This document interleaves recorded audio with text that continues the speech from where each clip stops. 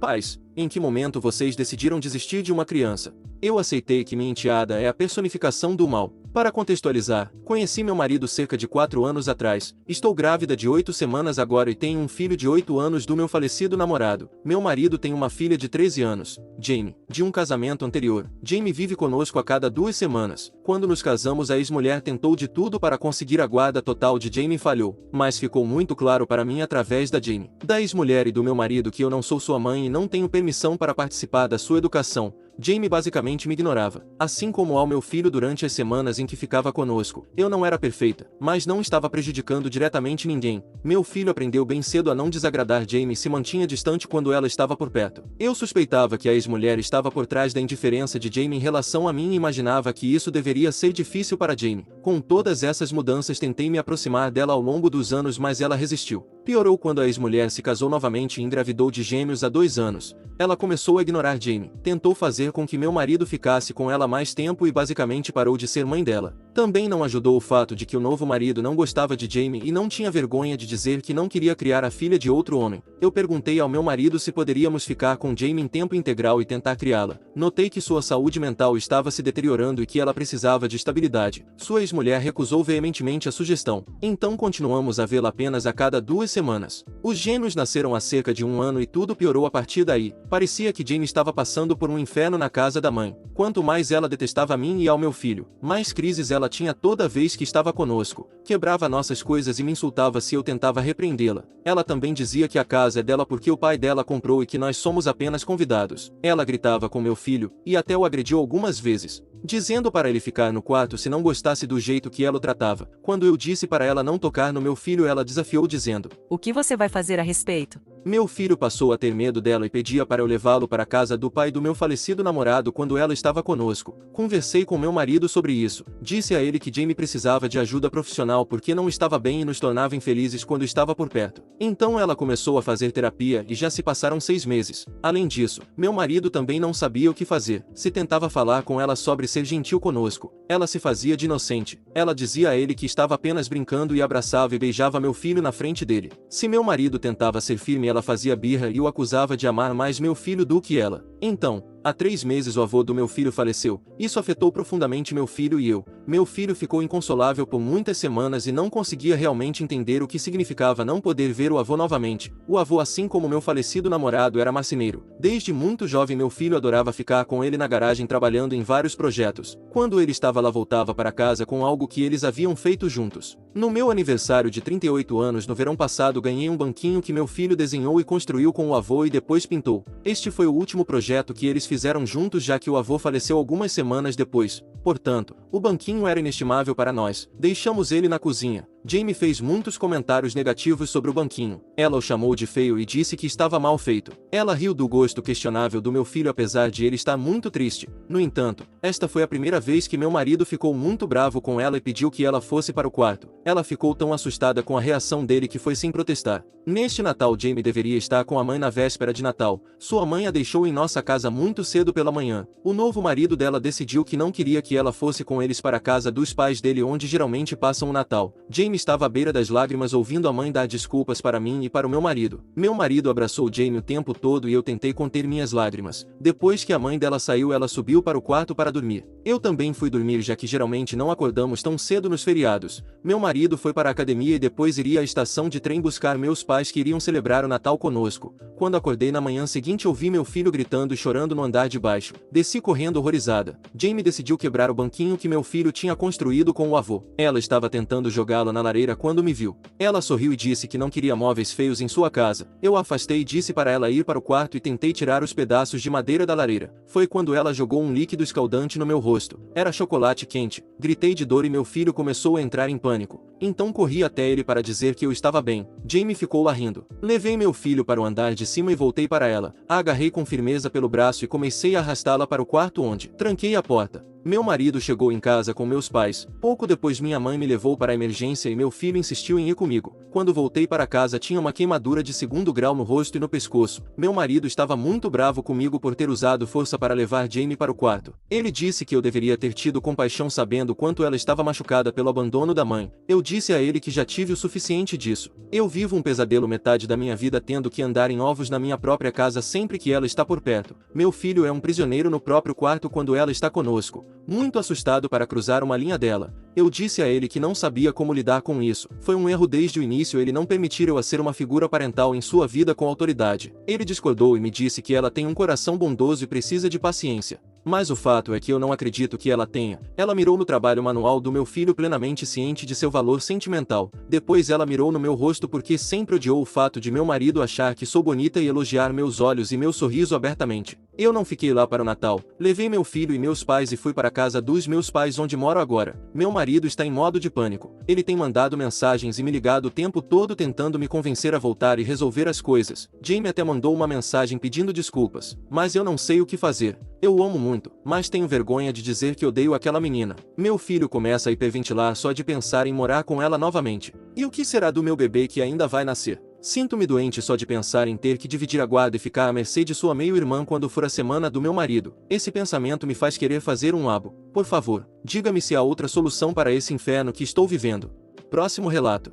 Karen queria comprar um bolo. Há muito tempo eu trabalhava para um daqueles grandes atacadistas. Minha função era simples. Eu cuidava dos carrinhos de compras, que na minha linguagem de trabalho eu chamava de búfalos de prata, e diligentemente recolhia o que eu chamava de carrinhos de gueto. O trabalho em si não era o pior que eu já tive. Fazia bastante exercício, ficava ao ar livre e, em geral, não precisava interagir muito com os sócios. Chamá-los de clientes era proibido. O que acontecia com esse trabalho é que a empresa para a qual eu trabalhava tinha uma reputação de ser barata. Assim, na maioria das vezes eu ficava sozinho no estacionamento. Grande coisa, você pode dizer. Você recolhia carrinhos. Você deveria ver o quão difícil é o meu trabalho. Bem, então cale-se. Esta é a minha história pentelho. O problema de trabalhar sozinho era que essa loja não tinha apenas um tipo de carrinho. Inferno. Eles nem mesmo tinham apenas dois tipos de carrinhos. Havia o carrinho comum, o carrinho infantil com uma fachada de plástico para parecer um carro, os couros elétricos, que não deveriam sair da loja, mas saíam com frequência alarmante, e finalmente, os pesados e difíceis de controlar carrinhos de plataforma. Além disso, sempre que alguém precisava de ajuda para carregar suas compras em suas minivans eu era o cara que chamavam, sabe? Porque os recepcionistas, caixas e gerentes estavam todos ocupados. Como você pode imaginar, uma pessoa não pode estar em vários lugares ao mesmo tempo, e como resultado em alguns de nossos dias mais movimentados, era incrivelmente difícil manter carrinhos suficientes na entrada da loja.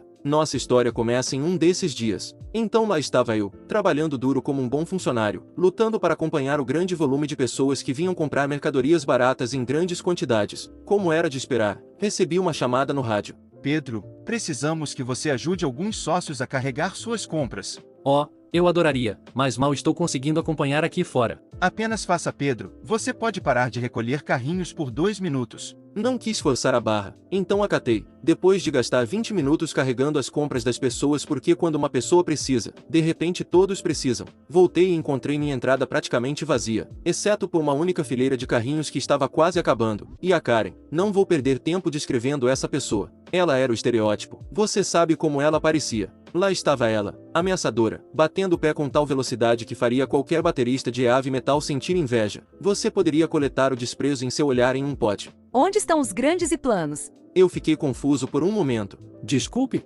Ah, brasileiros, onde estão os planos? Ah, você quer dizer os carrinhos de plataforma. Desculpe, eu estava ajudando outros sócios a carregar suas compras e não tive a chance de... Meu Deus, eu não me importo com suas desculpas. Você tem um trabalho, e um macaco treinado poderia fazer. Eu só quero que essa mulher saia da minha frente, então não discuto. Desculpe, senhora, eu vou pegar um no estacionamento para você. É bom mesmo. Então volto ao estacionamento e encontro uma linha inteira de carrinhos de plataforma saindo de um curral e bloqueando várias vagas de estacionamento. Empurro todos para a entrada onde ela espera resmungando sobre como estou desperdiçando seu precioso tempo. Separo um dos demais e levo até ela. Peço desculpas pela espera, senhora. Ela me encara com total malícia. Inacreditável. E com isso ela se afasta para a loja onde será problema de outra pessoa. Balanço a cabeça e volto a fazer o que sou pago para fazer. Cerca de 15 minutos depois estou retornando uma fila de carrinhos quando vejo ela empurrando seu carrinho de plataforma até seu Miata e falando ao telefone sobre pessoas estúpidas, certamente se referindo a mim. Sabe o que ela comprou? Para que ela insistiu em ter um carrinho de plataforma? Um bolo. Este não era nem mesmo um bolo grande. Era um daqueles pequenos bolos redondos. De qualquer forma, testemunha enquanto ela continua falando ao telefone sobre como eu quase arruinei a festa de aniversário do seu precioso bebê quando a coisa mais gloriosa aconteceu, ainda segurando o telefone com aquelas garras de mulher. Ela tenta pegar o bolo com uma mão. A tampa de plástico se solta e ela derrama o bolo em toda a sua roupa de grife. Fervendo de raiva, ela me olha fixamente. Você, pegue outro bolo, agora. Sinto muito, senhora. Eu tenho um trabalho, e esses carrinhos não vão se recolher sozinhos. Eu me afastei com um sorriso maroto no rosto enquanto seus gritos desapareciam ao longe atrás de mim. Eu tive minha cota de interações desagradáveis com clientes antes, mas essa. Próximo relato. Uma Karen arrogante arrebenta as portas da minha ambulância, e isso não acaba bem para ela. Então, isso aconteceu ontem à noite, e ainda não consigo acreditar que alguém faria isso. Sou um homem de 30 anos e paramédico. Estou na área da saúde há 8 anos e amo absolutamente o meu trabalho. Ontem à noite fomos acionados para atender uma senhora de 75 anos que caiu em casa. A paciente disse que tropeçou no carpete e bateu a cabeça ao cair. Chegamos à cena e notamos que a casa era geminada com a porta da nossa paciente à direita e a do vizinho à esquerda. Entramos na casa e a encontramos deitada no chão. A mulher estava acordada e respirando. Começamos a fazer as perguntas padrão. Ela disse que estava com uma dor de cabeça pulsante e que se lembra de estar indo para a cama e depois acordar no chão. Na minha área isso é um grande alerta vermelho. Notamos que ela tinha um grande galo do lado da cabeça e um hematoma já começando a se formar. Ao ver o hematoma, perguntei se ela estava tomando anticoagulantes. Ela disse que sim, por conta de um AVC que sofreu alguns anos atrás. Insistimos que ela nos deixasse levá-la ao hospital, pois havia a possibilidade de que a queda tivesse causado uma hemorragia cerebral, e que ela deveria ir ao hospital para fazer alguns exames. Ela concordou e começamos a prepará-la para o transporte. Colocamos um colar cervical ao redor do pescoço dela para prevenir possíveis lesões na coluna cervical. Ela negou sentir qualquer dor no pescoço ou nas costas. Então a levantamos e a colocamos em nossa cadeira de transporte. A cadeira de transporte é exatamente o que parece. É uma cadeira com trilhos que usamos para transportar pacientes para cima e para baixo de escadas. Enquanto estávamos atirando de casa, a vizinha abriu a porta de repente e começou a gritar que não conseguia dormir com todas as luzes e barulhos lá fora. O som da cadeira de transporte aparentemente a acordou, e ela não estava nada feliz com isso.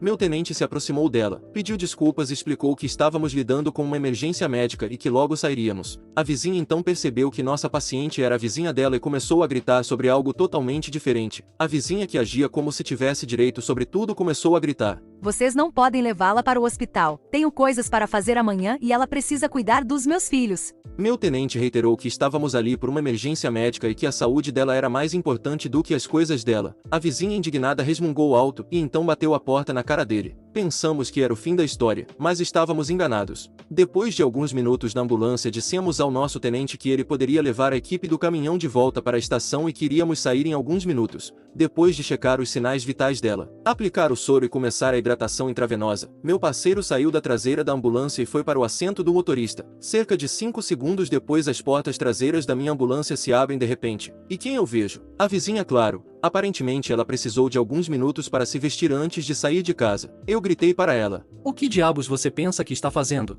Ela gritou de volta: Eu já te disse que ela não pode ir para o hospital porque tem que cuidar dos meus filhos amanhã. Ela então começa a tentar puxar a maca para fora da ambulância com a nossa paciente nela. Felizmente ela não sabia como destravar a maca e não conseguiu tirá-la. Nossa paciente diz: Não posso cuidar dos seus filhos amanhã porque caí e posso estar tendo um AVC. A vizinha arrogante grita de volta e diz: Você está bem, não precisa ir ao hospital porque não está tendo um AVC. Meu parceiro então ouve o alvoroço e vai para a parte de trás da ambulância. Ele a puxa para fora da maca e eu fecho e tranco as portas. Dava para perceber que a vizinha estava prestes a se tornar violenta. É importante saber que a polícia ou o xerife também respondem às nossas chamadas à noite. Por causa de onde estávamos, demorou alguns minutos para o departamento do xerife aparecer na cena, mas ele chegou na hora certa. Eu não conseguia ouvir muito através da porta, mas vi o oficial sair do seu carro com a arma de choque em mãos. Meu parceiro corre de volta para o assento do motorista e começa a ir para o hospital. A última coisa que vi pelas janelas traseiras foi a vizinha arrogante indo em direção ao oficial e depois caindo no chão após ser atingida pelo taser. Muito satisfatório de assistir. Eu estava conversando com a minha paciente e perguntei sobre o que aquilo se tratava. E ela disse que a vizinha arrogante simplesmente deixa seus 3 filhos pequenos em sua casa e sai por várias horas sem avisar. Minha paciente não tinha ideia de que deveria cuidar das crianças porque, novamente, a vizinha nunca lhe dava um aviso sobre essas coisas. Como eu disse no começo, isso aconteceu ontem à noite, então não tenho mais informações, mas postarei uma atualização quando souber de mais algo. Pequena atualização: Meu contato no hospital disse que a paciente não tem hemorragia. Ela tem, no entanto, um hematoma feio no rosto devido aos anticoagulantes. É incrivelmente comum. Ela provavelmente voltará para casa em breve. Atualização 2. Então, eu conversei com o policial daquela ocorrência e ele disse que a mulher não foi formalmente acusada de nada. A paciente está em casa agora e descansando confortavelmente. Como eu disse antes, o hospital não encontrou sinais de hemorragia e ela recebeu alta no dia seguinte. Ela foi aconselhada a solicitar uma ordem de proteção contra a vizinha, mas não acredito que terei acesso a essa informação a menos que algo aconteça novamente. Li a maioria dos comentários e muitas pessoas estão dizendo para entrar em contato com o Serviço de Proteção ao Idoso e o Conselho Tutelar. O único problema com esses relatórios é ter prova concreta. Nunca vimos as crianças, então realmente não podemos dizer que estão sendo abusadas ou negligenciadas. Podemos dizer que temos suspeitas, mas pelo que sabemos eles podem estar vivendo suas melhores vidas em casa com a mãe arrogante. Se a mãe tivesse deixado e abandonado seus filhos, aí seria outra história. Chamar o conselho tutelar sem quaisquer sinais de abuso infantil e se baseando apenas em boatos pode causar mais problemas se as acusações forem infundadas. O mesmo pode ser aplicado ao suposto abuso de idoso. Não temos provas concretas de que isso esteja acontecendo. A vizinha arrogante não esteve envolvida na queda e não havia suspeita de qualquer tipo de abuso financeiro, físico, emocional ou social. A maneira como nossa paciente falou sobre as crianças sendo deixadas com ela era mais de uma maneira inconsiderada do que abusiva. Próximo relato. Meu namorado acredita que eu o traí, e não acredita que eu nunca tenha feito isso. Estamos juntos há 8 ou 9 meses. Tudo tem sido ótimo na maior parte do tempo, exceto pelas inseguranças dele. Já terminei com ex-namorados antes por causa de suas inseguranças, mas acho difícil determinar se isso é algo que eu deveria simplesmente terminar ou se é algo que pode ser trabalhado se ele se esforçar. Cerca de um mês depois que começamos a nos ver, decidimos que não veríamos mais outras pessoas e concordamos com isso. Nos conhecemos em uma livraria e somente ele tinha aplicativos de namoro. Eu nunca os usei, não é a minha praia. Mas desde então ele faz essas acusações meio brincalhonas de traição. Exemplos: nos encontramos logo após eu terminar na academia e eu tinha uma mancha de suor entre as coxas. Ele fez uma piada dizendo que era coisas de outro careca. Eu disse a ele que isso era nojento, não era engraçado e que eu nunca faria isso. Se o assento do passageiro no meu carro é ajustado fora das configurações habituais dele, ele pergunta que cara eu estive levando por aí, mesmo que esteja ajustado para o assento do meu cachorro, e ele vê o meu cachorro no assento. Uma vez ele me pediu uma foto sem roupa. Trabalho com cibersegurança e cresci com a internet, então é algo que sempre recusei educadamente, provocante ou insinuante talvez, mas nunca sem nada. Ele me acusou de estar guardando todas para enviar a outro cara. Recebi uma promoção no trabalho. Ele me parabenizou e me abraçou, me levou para jantar e me trouxe flores e um livro relacionado à minha carreira que eu estava de olho. No meio de eu abraçá-lo e agradecer, ele perguntou se eu conseguia a promoção por ter relações com meu chefe. O último é o mais recente, e não conversei com ele desde que aconteceu. Já se passou mais de um dia e eu disse a ele que precisava de espaço. Ele pediu desculpas e disse que não achou que eu levaria tão a sério, já que era só uma brincadeira. Perguntei se ele tinha uma ex que o traiu e ele tinha algum trauma não resolvido ou algo assim e ele disse que não. Disse a ele que me acusar de fazer algo tão patético e repugnante como trair questiona diretamente o meu caráter. E não sei se quero estar com alguém que faz isso casualmente. Ele tem enviado muitas desculpas, e meus amigos estão dizendo que eu seria tolo em terminar com ele por causa disso, dizendo que é um pequeno preço a pagar já que ele é um bom partido em outros aspectos, mas isso não parece tão pequeno para mim. Como faço para deixar claro para ele que isso não é engraçado em nenhum sentido e é um insulto, não uma piada? Quando ele diz essas coisas, primeiro sinto nojo e depois raiva. A raiva me impede de explicar ou corrigi-lo sobre isso, eu apenas fico quieto e trago o assunto depois, e ele diz que não me corrigir no momento é por isso que continua acontecendo, mas porque ele diria algo tão estranho em primeiro lugar. Edição. Acho que acidentalmente deletei essa parte, mas não é apenas sobre eu estar atualmente traindo ele. Ele constantemente pergunta se já traí alguma vez alguém no passado. Nunca fiz isso de forma alguma. Talvez tenha dado o número para um cara quando meu namorado me abandonou em um show quase 10 anos atrás. Mas eu dei a ele um número falso enquanto meu namorado da época estava assistindo. Então não considero isso traição de forma alguma. Próximo relato. A Karen quer que eu pare de tratar meus filhos jovens adultos como adultos. Um pouco de contexto é necessário. Tenho 2 filhos jovens adultos vivendo em casa, com 18 e 19 anos. Ambos trabalham e estão na universidade. Confio nos meus filhos e nas decisões que tomam. Quando terminaram o ensino médio e completaram 18 anos, novas regras entraram em vigor. Sem toque de recolher, apenas me ligue e avise se for passar a noite fora para que eu não me preocupe. Pode me ligar a qualquer momento para buscá-los sem perguntas. Apenas não seja imprudente e dirija bêbado. Sim, seu parceiro pode dormir aqui ou passar o fim de semana. Apenas me informe o que está acontecendo. Pague um pequeno aluguel durante o verão quando estiver trabalhando em tempo integral e pague sua parte do seguro do carro. Você tem suas tarefas e eu tenho as minhas. Todos trabalhamos juntos. Eu os digo quando estão agindo de maneira inapropriada e eles me ouvem. Por sua vez eu os ouço. Há poucas brigas ou discussões em minha casa. Esse é o momento deles aprenderem a ser adultos responsáveis e ainda contar comigo como uma rede de segurança. Recentemente o parceiro de um dos meus filhos tem passado muito tempo na minha casa, praticamente o tempo todo. 2 dias atrás recebi uma ligação de um número que não reconheci e atendi. Era a mãe do namorado da minha filha. Alô? Você precisa dizer ao meu filho que ele não pode mais ir à sua casa. Quem está falando? Sou eu, a mãe do Tommy. Eu respondi, já entendi onde isso vai dar. A mãe do Tommy. Devo dizer que você criou um ótimo garoto. Ele é sempre educado e respeitoso, na verdade. Olha, não me interessa o que você pensa sobre o meu filho. Ele nunca está em casa. Ele não passa nenhum tempo comigo. Ok, não há muito que eu possa fazer sobre isso. Assim, diga a ele que ele não pode mais ir à sua casa. Eu quero ele em casa. E você? Você está dando um péssimo exemplo para o meu filho. Sua filha não tem toque de recolher e estou cansada de ouvir como é bom na sua casa. Eu sinto falta dele e quero ele em casa. Eu falando muito baixinho e praticamente rosnando no telefone. Você terminou de me gritar? Karen não respondeu. Acho que a deixei sem palavras. Vou considerar isso como um sim. Você confia na maneira como educou seu filho? O quê? É uma pergunta simples. Você confia na maneira como educou seu filho? Claro que sim. O que isso tem a ver com tudo isso? Você confia nele para tomar boas decisões? Sim, claro. Ela está começando a se acalmar agora. De mãe para mãe, sei que as coisas não estão bem na sua casa agora. O marido dela bebe muito. Estou tentando oferecer um lugar seguro para o seu filho quando as coisas não estão bem na sua casa. Ela começa a me interromper neste momento, mas eu não deixo. Não é sua culpa. Karen fica em silêncio novamente. Ele expulsa seu filho de casa por dias seguidos às vezes, não é? Sim. Posso ouvir ela segurando as lágrimas. Você precisa de alguém para conversar? Gostaria de sair para almoçar? Assim você pode se sentir mais segura sabendo onde seu filho está e que ele está seguro? Isso seria bom. Ficamos ao telefone por cerca de 1 hora depois disso. O que começou com uma mãe prepotente acabou sendo uma mulher assustada se sentindo muito sozinha. Desculpe, não houve nenhuma retribuição justa, mas acho que acabou bem. Vou tentar alterar o toque de recolher do Tommy, de 19 anos, das 22 horas para meia-noite e talvez ele possa passar um fim de semana aqui. Próximo relato. Karen leva seus 4 filhos para um casamento somente para adultos. Eu fui a um casamento apenas para adultos de um colega de trabalho alguns dias atrás. A cerimônia aconteceu numa igrejinha bem pequena, então foi algo mais para a família e amigos próximos. Mas a recepção foi para aproximadamente 250 pessoas. A festa foi num salão de baile muito elegante de um hotel. De forma alguma era um ambiente adequado para crianças. Havia cristais nas taças, toalhas de mesa caras e etc. Cerca de meia hora após o início da recepção começou um alvoroço que fez todos pararem para olhar. Uma Karen estava discutindo em voz alta com a cerimonialista do casamento.